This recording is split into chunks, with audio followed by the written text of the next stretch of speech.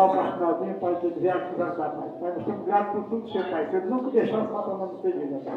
Financeira, espiritual, pregador, tem sempre trazido, Pai. Abençoa cada pregador que vai ter igreja, Pai. Pai, nós estamos aqui diante do altar, na frente do pastorzinho, Pai. Pai, nós necessitamos da tua palavra, Pai. Não sabemos o que tem palavra com você. Então, usa o pastor para ter a mensagem desta noite, Pai. Seja o que for. Casada, adoração, libertação, para receber em nome de Jesus. E todos dizem: Amém! Glória. Saúde a igreja com a graça e a paz do nosso Senhor Jesus Cristo. Amém! Livro de Colossenses, capítulo 3.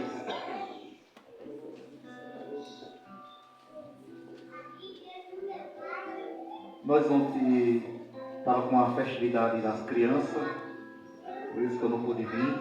O pastor Zé tinha me convidado, mas eu também tinha uma festividade.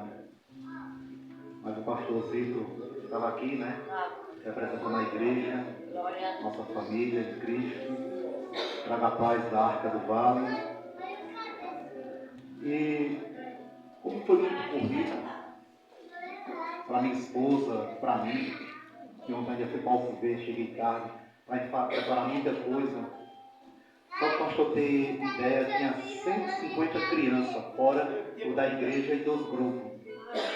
E nós fizemos 100 litros de salada de fruta, a senhora Cristiana teve de bolo.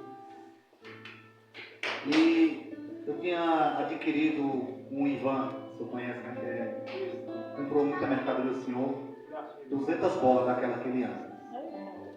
Aí eu não quis fazer um culto diferente para a criança. Eu não queria convidar grupo de crianças de outras igrejas. Mas saímos através das bolas anunciando no vale. Só vai ganhar uma bola quem estiver na igreja. E ficar calado escutando o culto. Pastor, quase eu me assusto. Quase não dava. Quase não dava. Mas foi bênção porque a semente foi plantada. Tem crianças que talvez vá amanhã, e outras só vai ter esse encontro daqui a 1 ano, 2 anos, 3 anos. Mas já tem o primeiro contato com a casa do Senhor. Ô, glória! Primeiro contato. Isso é que importa. Já escutaram a ministração, escutaram a oração, e eles aprenderam que a casa do Senhor é um canto de refúgio. É um canto de refúgio a casa do Senhor. Nunca se esqueça disso. A casa do Senhor é um refúgio seguro. Glória! O próprio salmista diz no Salmo 91, aquele que habita, habitar é viver, é estar dentro da proteção do Altíssimo. Para aqueles tempos, Davi estava dando um símbolo de uma caverna. Quem está dentro da caverna não se molha, nem os animais da noite não devoram. Está seguro, ele habita. E nós habitamos debaixo das mãos poderosas de Deus, a sua igreja aqui na terra. Através da igreja, encontramos segurança em Cristo.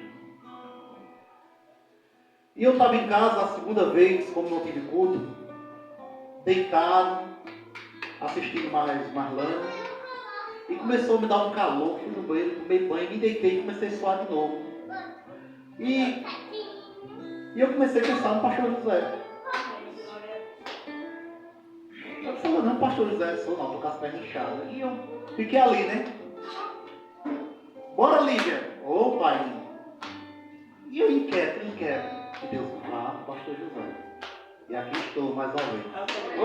Deus sabe tudo. Aleluia. Versículo que eu vou ler só 2 aqui. E vou contar uma pequena coisa que aconteceu comigo dentro dessa palavra. Verso 3, eu estou com a linguagem de hoje, que diz assim, 3 primeiro.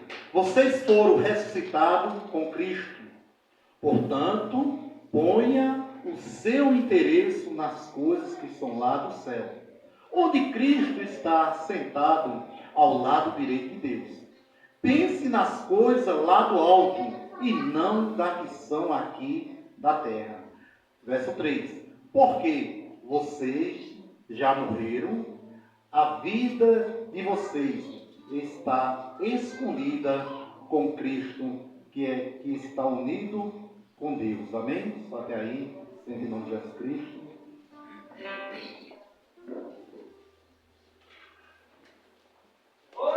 Antes de esboçar essa palavra, já dando um sentido nela, no começo do ano, um dia da minha esposa me ofereceu um hectare de terra, do jeito que eu queria. Uns pés de manga velha, umas pitomas velhas. Eu não queria nem as frutas, eu queria aquelas pés de pau velho para eu fazer uma sombra.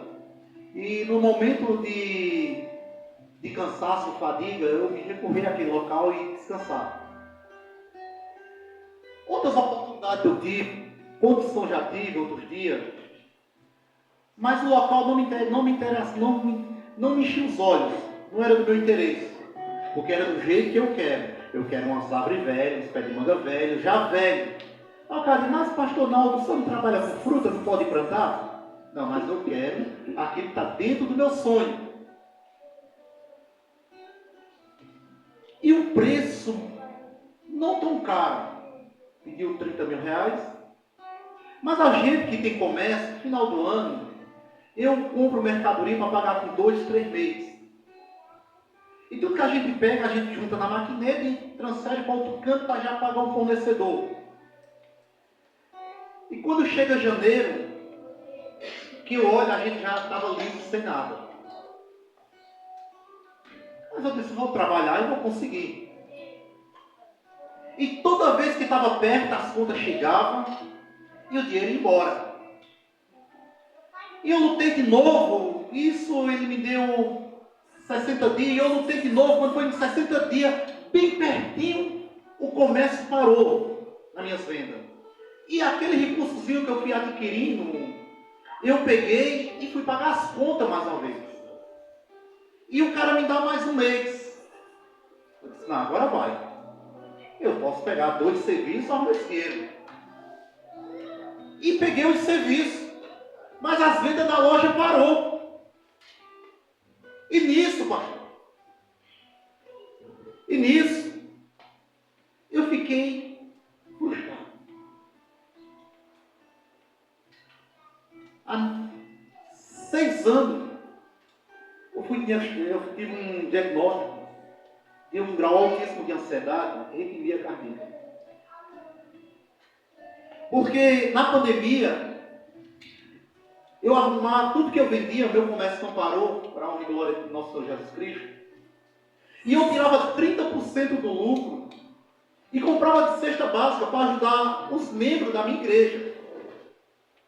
E chegou um ponto que alguns membros não tinham sabedoria e diziam, vá na casa do pastor Naldinho que ele dá. Até nesse dia eu falei para o pastor José, na padaria, esse assunto. E não é história inventando não, nosso irmão está gravando. Os meus membros vão escutar essa administração. E eu cheguei, pastor, ter 30, 40, 50 cestas básicas escondidas em casa, escondida. Porque não podia dizer para todo mundo. E um dia eu fui orar mais o pastorzinho no monte e derramei de suor. Fui para o posto, quando cheguei lá, doutor Paulo, um cliente da gente, eu nem sabia que era médico. Ele disse, Naldo, você tem condição de pagar um cardiologista agora? Eu disse, tem. Ele disse, vá lá ligeiro para o médico lá no Dr. Zé Carlos Barro. Quando cheguei lá para mandar a pandemia, eu pude fazer tudo, elétrico, tudo no mesmo dia. Saí de lá, um diagnóstico de um grau altíssimo de ansiedade e com arritmia. E aquele homem lá é cristão. E ele disse, meu irmão, você não pode abarcar tudo. Tem coisa que você pode fazer, tem coisa que Deus pode fazer. E por conta desses problemas, eu quando não consegui aquilo que estava perto da minha mão, eu comecei a ficar ansioso. Começou a me dar uma dor do mesmo jeito, entalando, que eu disse, não, eu vou morrer. Eu notei da cama, o que foi? E eu saí agoniado, vou morrer, sufocado mesmo. E uma dor, é ver que está partindo. E no outro dia a mesma coisa, eu comprei um remédio natural para ansiedade e tomando o remédio direito da diabetes certinho. E aquela dor na sementeira, de repente estava eu chorando. Ela disse, que foi? Eu disse, eu sei lá, estou chorando. Aí eu fui orar na sementeira, tem um quarto lá que eu fiz para orar. E quando eu vou orar aqui, me ajoelho, boto para chorar. E eu disse, oh Jesus, eu estou passando por nada. As contas estão pagando tudo. Mas aqui é lá a lembrança na hectare de terra que eu queria. O diabo botou várias maneiras para eu conseguir. Mandou refinanciar o carro da minha esposa. Me veio à cabeça quando eu era do mundo que trocava cheque. Eu recebia muito cheque para ir nessas pessoas. E eu não, sempre em oração. Aqui eu doei. A palavra do Senhor, ela fala que nós fomos ressuscitados com Cristo. Ponha os seus pensamentos e interesses nas coisas do alto. Tem muitos pastores que estão doentes muitas vezes, porque estão pensando nas coisas aqui de baixo. E lembrando que as coisas de baixo, ela tem um tempo. Tem muitos crentes, pastor, doentes, porque está deixando os interesses das coisas do alto, onde Cristo está. Se preocupando com as coisas aqui de baixo. Eu não estou dizendo que a gente não possa conquistar. A gente tem que conquistar nossas coisas. Mas o crente é diferente. Essas coisas acontecem naturalmente. E eu orei ao Senhor e disse, Lani, está repreendido no nome de Jesus Cristo, já sei o que é. É só o quê? Eu disse, é isso, eu não consegui. Eu disse, será? Não disse, é. Eu disse, só pai, tudo é no teu tempo. Lança, mas não comprar esse. Eu disse, não, Lança, não for esse, lá em Miracica, é lá no Imbé, se for lá no Imbé, é descendo para Santa Rita, mas é no tempo determinado de Deus, vou orar para sair esse mal da minha vida. Nós cremos. A Bíblia fala que as bênçãos correm atrás daquele que serve ao Senhor. E muitas vezes estamos invertendo o papel. Nós estamos correndo atrás das bênçãos. Por isso que tem muito crente ansioso, angustiado, e dentro de si o sentimento de fracasso e derrota. Porque ele olhou, desejou e não conseguiu. Mas a receita está aqui. Pense nas coisas lá do céu do alto, onde o nosso Senhor Jesus Cristo está. Todas as outras coisas, igreja, tem um tempo passageiro em nossa vida. Tudo tem um tempo. Eu ando Maceió, Recife, bem de meus 12 anos trabalhando. Caruaru, a primeira vez que eu fui sozinho para Caruaru, eu tinha 11 anos. Com 12 anos eu fui para Maceió sozinho trabalhar. E muitas vezes eu viajava na mala de uma caravana. Porque o meu ramo mexia com barro, melava o assento. E a mala da caravana, nós botávamos nossa mercadoria, a carroça em cima, e eu ia apertado, estreitado na mala, e ainda pagava mais caro do que todo mundo, nós pagávamos 2 passagens. Porque o nosso produto melava o carro do homem. E o sonho de que anda humilhado numa caravana, na traseira de uma caravana, é um dia comprar a caravana. E eu sonhava, pastor, dirigindo a caravana. Eita, tinha noite que eu sonhava indo até Águas Belas. E voltava. Quando eu via uma assim, o coração chega gelado. E eu compro uma. Vai fazer 18 anos. Estava eu, 11 horas da manhã, já tinha me dado as plantas, o pai tinha vendido. E 3 6 horas da tarde, não passou um carro para botar nas costas de cima para Garanhuns. Vinha uma caravana. Eu disse, ó pai, um dia eu compro uma caravana dessa. Nesse tempo eu estava desviado e estava bebendo lá na casa. O pai olhou e disse, uns cabos igual eu e a tu comprar um carro desse. O pai já possuiu em 5. Eu disse, eu vou comprar. Mas aí, irmão, meu sonho de menino era a caravana. Mas quando foi um dia desse, eu ministrei uma palavra e trouxe esse assunto lá do pastorzinho. Vai eu para Lajedo e passo pelo Ferro Velho. Aquilo que era meu sonho de consumo, o meu desejo, a minha paixão, eu vi meio mundo lá enferrujando, se acabando. É para os irmãos entender que as coisas desse tempo têm um tempo determinado por Deus. Você anda aqui em Garanhuns, você vê muitos casarão que um dia foi mansão, hoje são ruínas. O tempo de glória daquele casarão passou. É por dia de hoje. O tempo de glória de muitas coisas vai passar.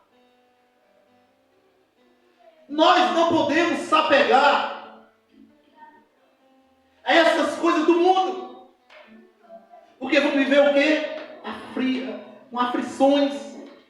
O salmista ele fala, 119, capítulo 83. Ele passando por um momento de frustração. Ele diz, eu sou como um homem na fumaça. Essa tradução diz um homem cheio de furo. Entra, mas esvazia. Entra, mas esvazia. Por quê? Estamos pensando muitas vezes nas coisas aqui de baixo. E esquecendo que nós não somos cidadãos mais da terra.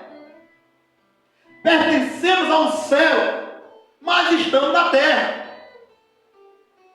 Isso significa que somos estrangeiros nesse local. Por isso devemos ter a nossa vocação e o nosso interesse no Senhor.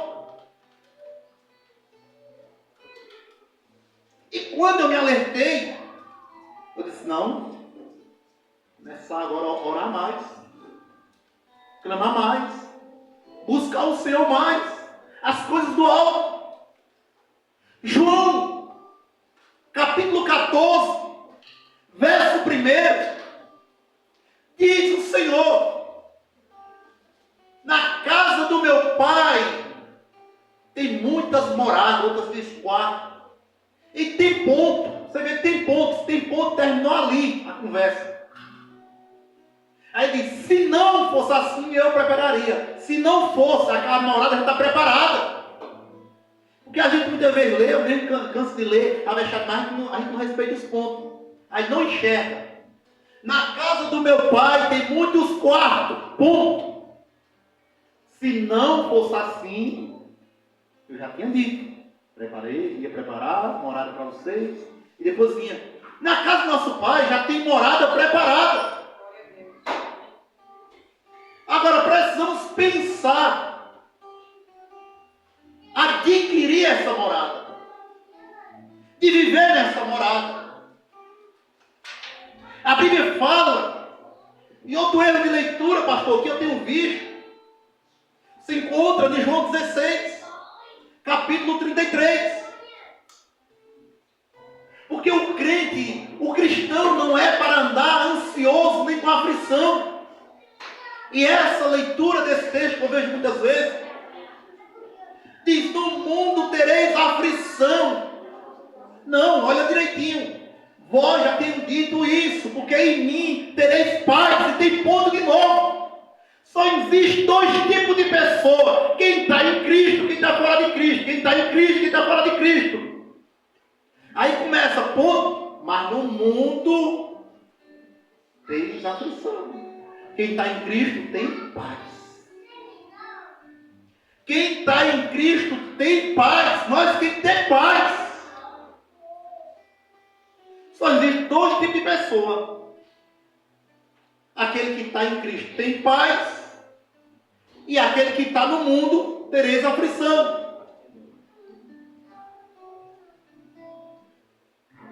Não podemos viver angustiado, sofrendo como homens carnal. Precisamos entender que quando Cristo nos diz que fomos libertos, somos livres,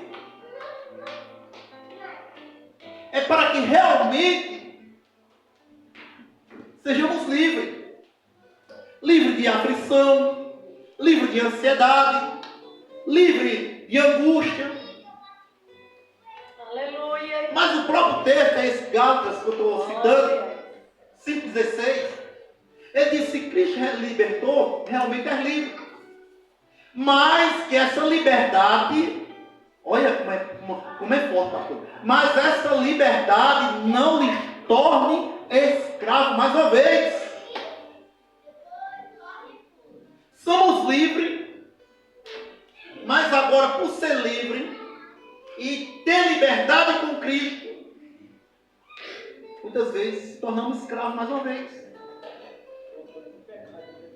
Porque qual é essa escravamento? Começamos agora porque estamos dentro da igreja, tudo está ao nosso alcance, nas nossas mãos. Porque estamos junto com o Senhor, tudo nós devemos conquistar. E o próprio Paulo fala que nós não luta com coisas matéria, humana. Nós lutamos com coisa espiritual. Quando ele fala coisa espiritual, protestada, principado, ele está dizendo que toda a nossa luta é espiritual. É contra os espíritos imundos. E como Paulo fala, lutamos ferozmente para conseguir a vitória. Toda luta do crente é espiritual. Lógico que nós vivemos na terra, nós somos estrangeiros na terra. Nós temos de ter princípios humanos. Ser bom administrador, ser pagador, ser honesto, ser direito, ser respeitador. Por quê? Isso é um caráter humano. Nós temos de ter isso dentro da sociedade. Mas para herdar a morada celestial, precisamos renunciar a nós mesmos. Entender que quando aceitamos Jesus Cristo como nosso Salvador, nós foi ressuscitado. Porque primeiro, para ser ressuscitado, o velho homem teve que morrer. E a gente entendendo que só aquele que passa por um processo de uma verdadeira conversão é que é morto. Porque o próprio Paulo diz em Coríntios, primeiro, que é loucura, pastor, é loucura para o mundo dizer que esses crentes aqui já foram mortos, se estão andando. É loucura. Mas para nós que entendemos que é Jesus Cristo, entendemos que a nossa natureza humana, ela tem que ser sepultada. Aí sim, há um ser ressuscitado. E quando esse ser ressuscitado, a Bíblia diz que este verdadeiramente é livre. Mas Efésios 5:8 diz que se somos realmente livres, melhor, antigamente a gente habitava na escuridão, mas agora pertencemos a Jesus.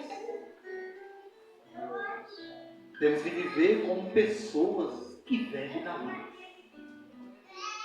Olha como o texto é claro. Temos de viver como pessoas que pertencem à luz. Precisamos pegar exemplo de pessoas que pertencem à luz. Glória. O texto é claro. Glória, glória. Exemplo Deus, de Deus. pessoas que pertencem à luz. Tu és poderoso. Parar de estar se apegando a coisinhas pequenas. Serve só o Senhor. Batalha pelo teu pão e serve ao Senhor. Batalha pelo teu pão e serve ao Senhor. Batalha pelo teu pão e serve ao Senhor. Glória, glória. As demais coisas será cumprida na tua vida. Glória, glória. Quando você entender isso, aí vem dentro de você o efeito de gratidão. Porque só é grato aquele que reconhece aquilo que tem. Porque quando você não reconhecer, você não é grato.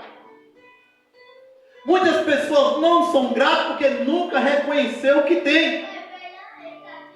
Deseja o que não tem. E ser grato, igreja, é uma das melhores coisas que a gente pode alcançar. Dos meus tios, primos, tanto da parte da minha mãe, como da parte do meu pai, se for materialmente falando, eu já alcancei mais que eles, na minha família. É isso, é ser rico? Não. Porque eu já tenho um carrinho bom, eu tenho uma casinha boa, eu tenho meu próprio comércio. Porque eu sou de uma família muito humilde, tanto da parte da minha mãe, como da parte do meu pai. Família que passou fome a vida toda. Mas olha, o que é que o diabo faz, pastor? Angustioso, porque quer mais. Está entendendo? Eu esqueci por um pequeno instante, tem que ser grato pelo que eu já tenho, pastor. Eu tenho uma família linda. Eu tenho uma cama para dormir. Eu tenho um teto para me cobrir. Eu tenho um comércio que é meu mesmo. Mas mesmo assim, os pensamentos aqui nas coisas de baixo, querendo conseguir de todo jeito, querendo arrumar maneira, querendo dar rasteira no tempo para conseguir. E esquecendo por um momento que há mais de 8 anos Jesus Cristo está ressuscitado. Eu quero você pensando nas coisas do alto.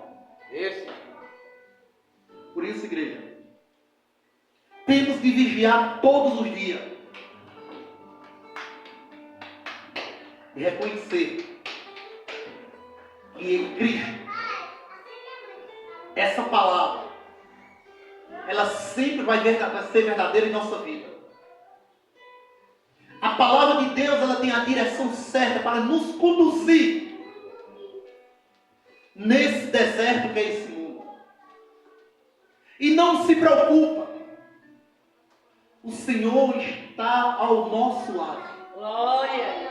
Ele nunca vai nos desamparar. Aleluia. Vai estar sempre do nosso lado. Vai estar nos dando força. Vai nos dar sabedoria. Mas para isso precisamos que nós tenhamos uma vida de obediência, dedicação a Ele. Ter uma vida de dedicação a Cristo não é ser fanático, não. Porque tem muitas pessoas que é tão fanático, você não pode falar com ele, está repreendido, ó glória. Mas é tua vida, ela tem, a tua vida tem que glorificar a Cristo. Eu não estou dizendo que você não pode dar glória. Mas quem usa essa palavra, tem pessoas que é fanático demais. Todo mundo está cheio de canto, todo mundo está perdido. Só ele é santo, só ele está certo, só ele trabalha na obra, ninguém mais trabalha. Deus só escuta ele, não escuta mais ninguém. Isso é fanatismo. Não, as nossas atitudes no dia a dia, ela glorifica ao Senhor. Aleluia.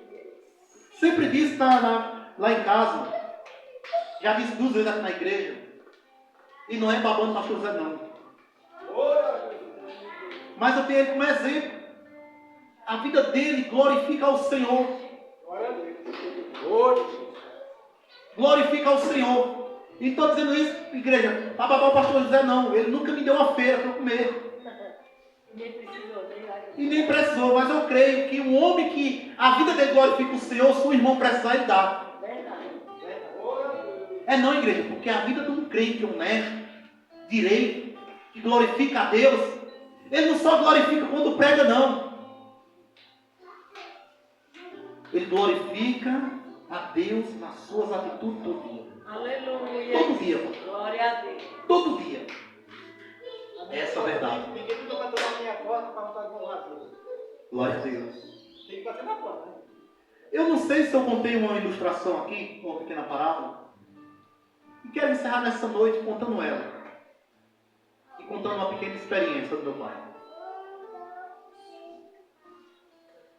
Igreja, existia um jovem da escola bíblica dominical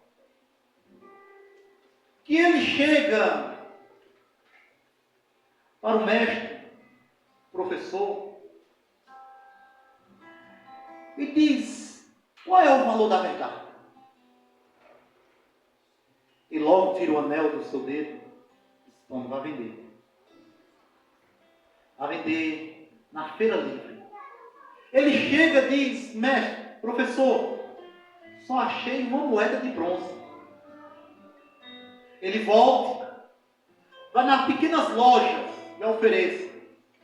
Ele vê já alegre e diz: olha, ofereceram 10 moedas de bronze. Ele disse: não, vá agora na loja mais chique, joalharia mais chique, e ofereça. Já veio um aluno ali todo fadigante e disse: professor, ofereceram 100 moedas de prata. Aí ele concluiu. Ele disse: agora eu concluí essa mensagem. O homem ofereceu 100 moedas de prata porque ele reconheceu o valor do anel. Só reconhece o valor da verdade. Só reconhece o valor daquilo quem conhece a verdade. O valor da verdade é para aqueles que reconhecem o tamanho da importância dela. Aleluia. Porque, pastor, nós podemos pregar o dia todo. Se a pessoa não abrir o coração para entender essa verdade, ele nunca vai reconhecer que essa verdade ela salva, que essa verdade ela cura, que essa verdade o transforma, que essa verdade nos conduz ao céu, que essa verdade nos ensina a pensar nas coisas do alto. Se você não aprender a reconhecer uma verdade quando vê. E fecha a palavra e encerra, pastor, contando essa história. Aleluia. Certo dia,